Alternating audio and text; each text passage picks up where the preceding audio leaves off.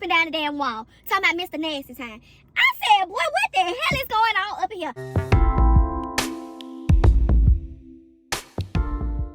Alright, hey family, welcome back to my channel. I know it's been a minute since y'all done seen my face on here, but I just had to get myself together, get my life right, honey. Get school together, get work together, and then I came back and blessed y'all with my presence. And today, I'm back with a new show. We reviewing Kandi show, Kandi the Gang. This is season 1, episode 3, Rowdy employees and uptight managers. Now, y'all know I do not like to waste time, but before we get started, I need you guys to like, share, comment, and subscribe. Turn on your post notifications so that you're notified every single time your girl call your phone. Okay? So let's get into this video. The episode opened up where it left off last week with Torin and Phillip. They bickering, going back and forth. And why are they going back and forth? Because Mr. Stick Up Ass Phillip want to jump down everybody's throat every chance he get. Torin walked in there to get started on taking his measurements for the event place. And you want to have a goddamn impromptu interview when the man done already been hired by the owner and done the general manager. So when he coming there to work, you getting upset because he did not introduce himself. Well, who the fuck are you? He don't know you.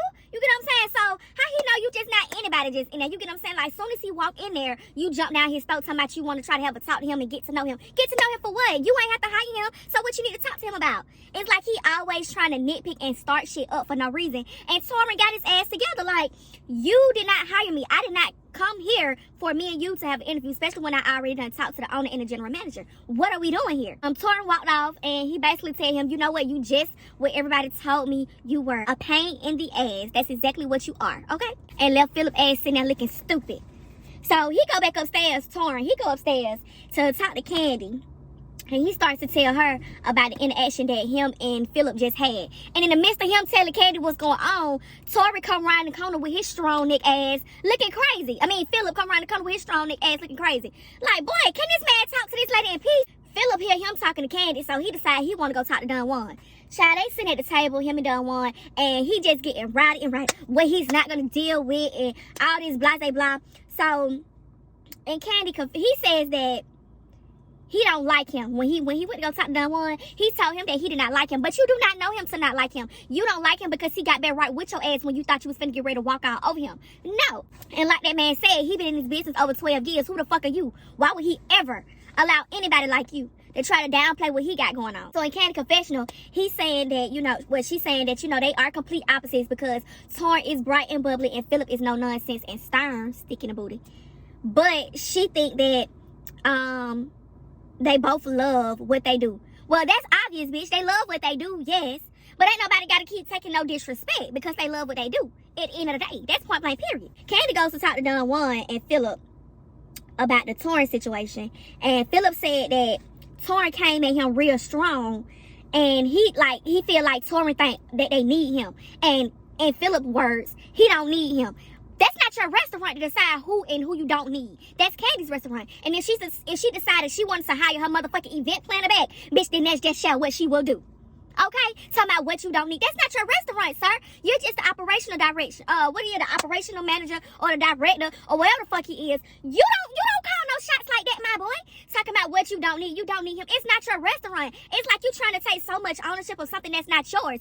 You get a paycheck signed by Kandi just like they get a paycheck. And I didn't like that slick ass comment that he made about nobody working, what he say, them hourly employees. Bitch, you get a paycheck signed off on too just like they is. So calm your nuts. Phillip is just, he makes me feel like he's used to dealing with white people. So when he gets around black people, urban black people, it's like he's trying to belittle them. And they say all skin folk is not kinfolk. And that's one of them people that's the vibe he giving me right now. I don't like him. I don't like him. And I want him gone. I want him up out of there, Kandi. I want him gone, baby. I want you to cancel him like motherfucking Nino. Get Phillip up out of there, okay? Because he is a straight up party pooper. And I understand that y'all wanted him there to try to, you know, bring the organization and the business together because the employees was doing whatever they wanted to do. But at the end of the day, if this man keep having issues with your employees every single day, then he might need to go. I'm pretty sure it's somebody out here that you can find that'll snap your establishment in check and not be walking around every day with their nose tooted up in the air looking down upon folks. Like they better than the next. Because he's not. Kandi, while they was sitting at the table and Phillip was saying that, you know, they don't need Torin and all that stuff, Kandi checked him like, you know, when we worked together at other establishments, it was never a time where you told me that, you know, you couldn't handle something or something was too much for you. You've never done that. So I don't expect for you to start doing that to me now, okay? Because, my boy, like I said, just like she signed off on them paychecks, she signed off on yours too. So don't get this shit twisted like you coming at Kandi like you calling some shots. Because she'll cancel your ass like I want her to do. I want her to send your ass up out of there. In Phillip confessional, he says that nothing is moving in a positive direction. And that is because you are the negativity. Since you've been there, it's just been bickering and arguing. Every time you turn around, you arguing with one of the employees. Like, I don't understand. Then we see Torin and Patrick. And Patrick wants Torin to show him around and his place so that he can get a feel, because he wants Torin to decorate for him, because y'all know that Torin do events and all that good stuff. So he want him to decorate the place, and he want him to do the housewarming party or whatever. So while he's showing him around, Patrick calling the place the player dice. And I'm like, how the fuck is you calling this a player dice and you got a whole female that you claiming? Boy, okay. So then he go downstairs and he's showing Torin this closet and slide the door back. And he talking about he want the place that basically has sex toys all up and down the damn wall. Talking about Mr. Nasty Time. I said, boy, what the hell is going on up in here? I ain't never heard no niggas say they wanted a closet dedicated to sex toys. Like, that's some real freaky deaky type shit. Boy, oh my goodness. So Patrick said, you know, this is not my line of work. I do not specialize in hanging sex toys on a wall, you know. But he gonna see what he can do, and they leave out for work, because not to mention, Patrick ass stay right across the motherfucking street from the restaurant. So you better not never be late. Every time that motherfucker late, I dock his damn pay. So then we get to the restaurant, honey. It's time to open up, time to get to work, and the place is in a goddamn frenzy. It's up in shambles. Dominique late, as usual. The damn sink stopped up, looked disgusting, got straws, cups, all type of shit in there.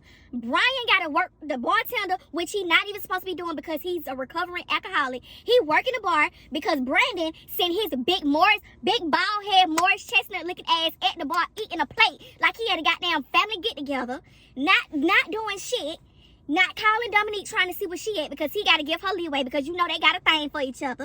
It's just a lot going on. Then you got Chandria running around here like a chicken with her head cut off, trying to get the tables together. They ain't got silverware on the tables. It's just too much going on. So Phillip come around the corner, and he asked her basically, how the day going? How you think the day been going or whatever? And she basically tell him, it's been a shit show. Dominique was late. She comes strolling on up in there, complaining about it being nasty, even though you late. Because she had just left from dancing, because y'all know Dominique a dancer and not no stripper dancer. This girl is a real live backup dancer. She want to dance for Beyonce. Everybody want to dance for Beyonce.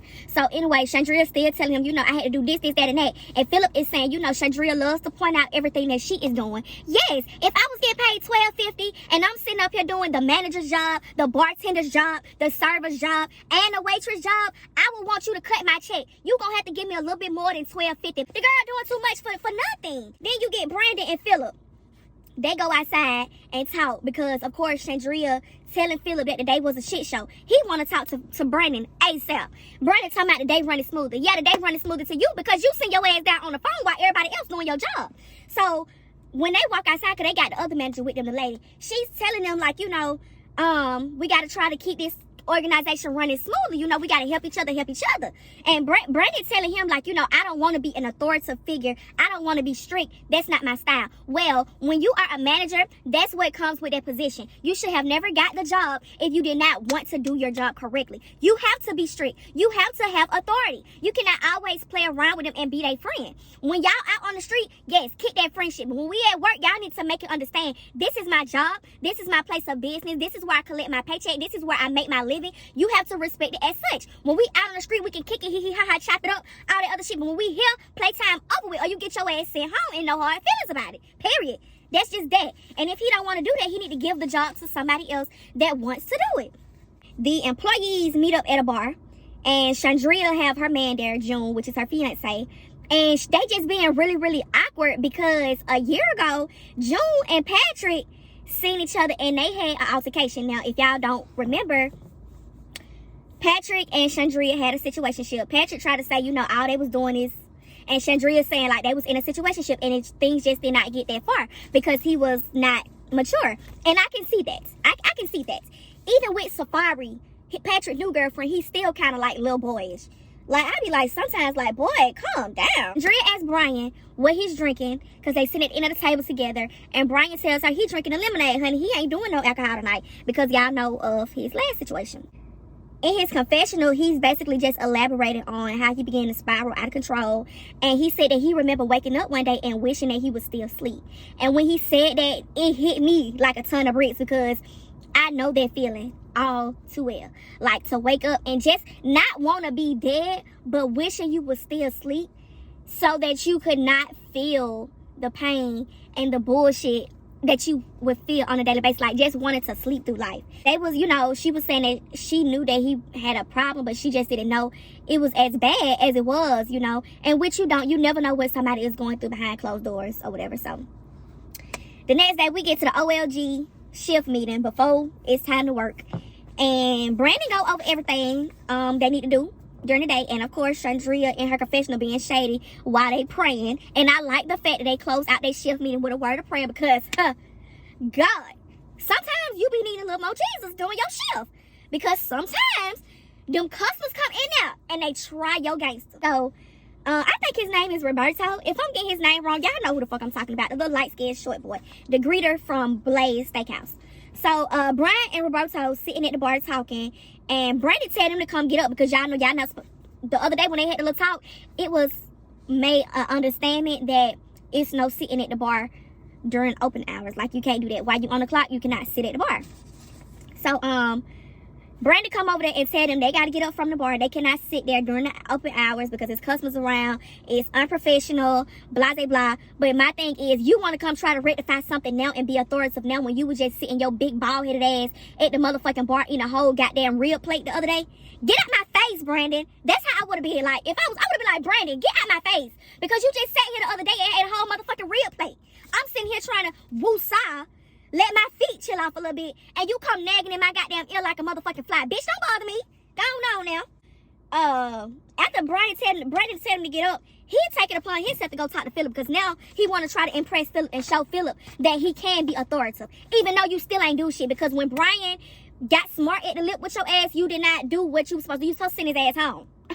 Word on the street, you supposed to send his ass home, but you didn't. And Phillip said that, like, Phillip said you should have checked that shit then and there. So Phillip go talk to Don Juan. Don Juan want to check that shit now expeditiously, so he bring Brian over, and baby, it start to escalate, because Phillip took that shit to 10 real quick. He went 0 to 100 real quick, and Brian did not back up on that ass, because like Brian said, and I agree, you cannot continue to disrespect your employees and expect them to give you respect, period. So baby, they still sitting at the table. It's getting heated. I'm talking about they just still going back and forth. Don Juan just sitting right there like, what is going on? And Phillip say out his mouth, he had the nerve, the audacity, the bandwidth to say out his mouth, he done had multiple interactions with Brian and he did not like it. Well, sir, I'm sure majority of the employees there can say the same thing about you. This is your third argument since you done been back. And Don Juan made it a point to say that. When that man sat there and said he done had several interactions with him that he didn't like, Don Juan told Brian, let me talk to you outside. So they go outside, and Brian is basically telling him he got to give respect to get it. And Don Juan is, calming him down. He tell him, you know what, just go home for the day, and we will go from there. He go back in the inside to talk to Phillip, and Phillip is basically like trying to tell him what he is and not going to do, what the employees need to do. This why y'all establishment is this way, because the employees don't have no respect for authority and blah, blah, blah. It's not they don't have respect for authority. They don't have respect for your ass, because your delivery is whack. It's whack. And for you to be somebody manager or operational director, you should know your delivery is wrong. Like, you should know the way you coming at people is real sideways. And I don't know where you from. I don't know if you from Atlanta, but I'm pretty sure the people that's working in there, majority of them are from Atlanta, and I'm sure they's not finna let nobody handle them the way you keep handling them. And with a motherfucker like him, he'll make your ass call off every day, and not because you hate the place, it's because you hate to deal with his ass. For real. That while Phillip and Don Juan sitting at the table talking, Phillip get his big tight ass up and walk away from the table and go sit out in the car and start recording himself talking.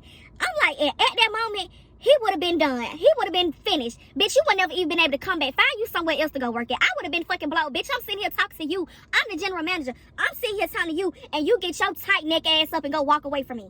Like, come on, how unprofessional is that? And you always talking about somebody else being unprofessional. Bitch, you're the most unprofessional. Safari and Patrick.